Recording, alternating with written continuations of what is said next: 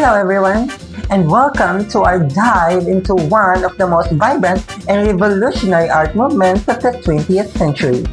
Pop art!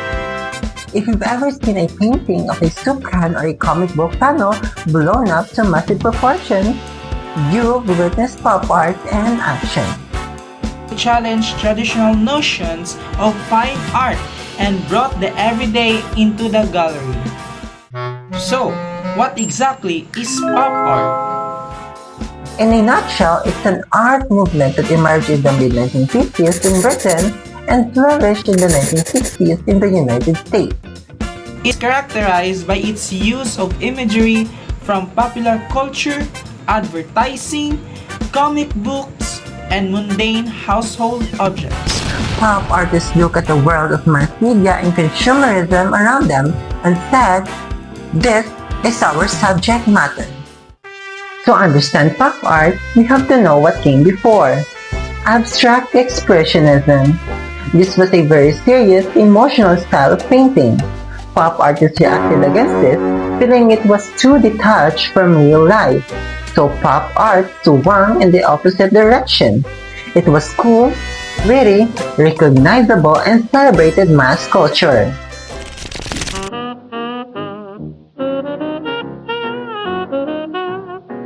The timing was perfect. After the World War II, consumer culture exploded with new products, television, and advertising. Pop artists didn't just depict this new world, they adopted its methods. They moved away from the traditional oil paints and started using commercial and industrial materials. Things like acrylics, plastics, and silkscreen ink found their way into the gallery, blurring the line between a product on a shelf and a masterpiece on a wall.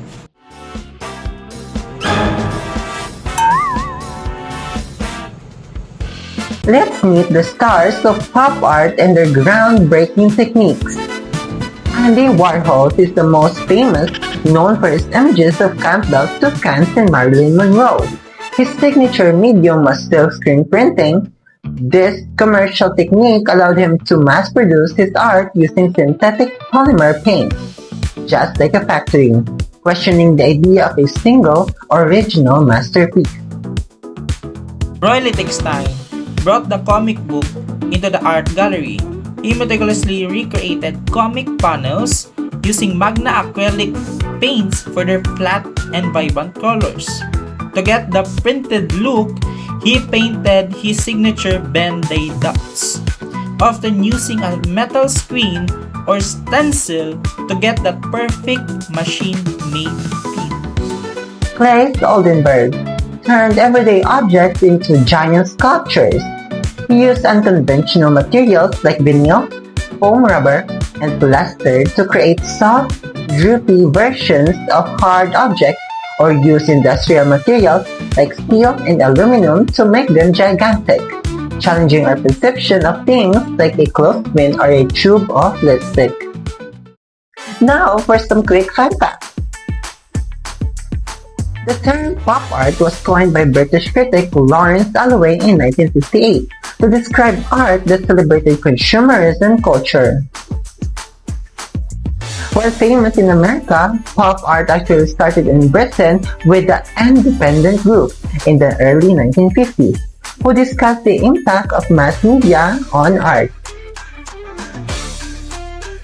Andy Warhol's silver-painted New York studio was called The Factory. It was a legendary hub where artists, musicians, and celebrities would gather to create art and film. Pop art's influence is still everywhere, by breaking the barriers between high art and popular culture.